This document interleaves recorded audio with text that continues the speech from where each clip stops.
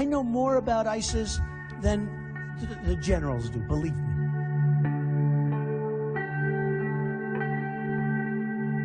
Here's the question. You're back in Washington on Monday, Veterans Day. Why don't you go across the river to Arlington for that ceremony? Barack Obama went every year he was here in D.C. I should have done that. I was extremely busy on calls for the country. We did a lot of calling, as you know. But this is Veterans Day. I probably, you know, in retrospect, I should have, and I did last year, and I will virtually every year. But we had come in very late at night. He's not a war hero. He's a war hero. He's a war hero. 5.5 years. He's a war hero because he was captured. I like people that weren't captured, okay? I hate to tell you. We should also point out President Trump has never actually visited troops in war zones, something that he was criticized for this week. He's promised he will do that, but it is notable that the president hasn't done so yet. It's considered one of the basic requirements for being commander-in-chief. When people come back from war and combat and they see things that maybe a lot of the folks in this room have seen many times over, and you're strong and you can handle it, but a lot of people can't handle it. If you look at his wife, she was standing there. She had nothing to say. She probably, maybe she wasn't allowed to have anything to say. You tell me, but plenty of people have written that. She was extremely quiet, and it looked like she had nothing to say. A lot of people have said that. Bill McRaven, retired admiral, Navy SEAL, 37 years, former head of U.S. Special Operations. Hillary Clinton fan.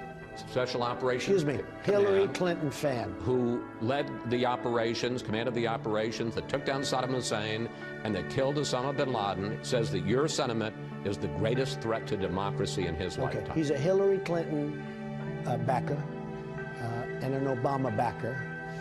And frankly, he was a Navy SEAL. Wouldn't it have been nice if we got Osama bin Laden a lot sooner than that?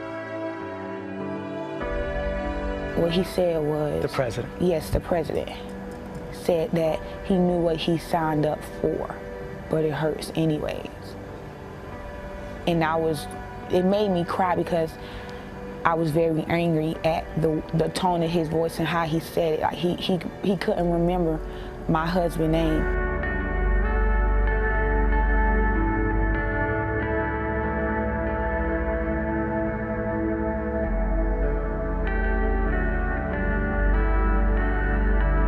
A man came up to me and he handed me his Purple Heart.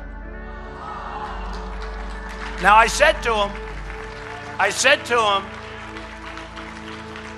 is that like the real one or is that a copy? I said, man, that's like big stuff. I always wanted to get the Purple Heart. This was much easier. I raised almost $6 million for the veterans, including putting up $1 million of my own money. Despite claiming for months that he raised and donated $6 million for veterans groups, the Washington Post reports yesterday that Donald Trump has not, in fact, done that.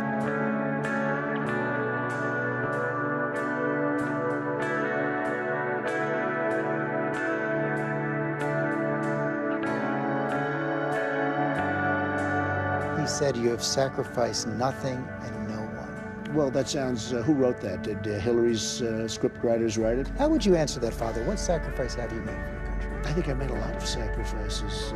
I worked very, very hard. I've created thousands and thousands of jobs, tens of thousands of jobs. Those are sacrifices? Oh, sure, I think they're sacrifices.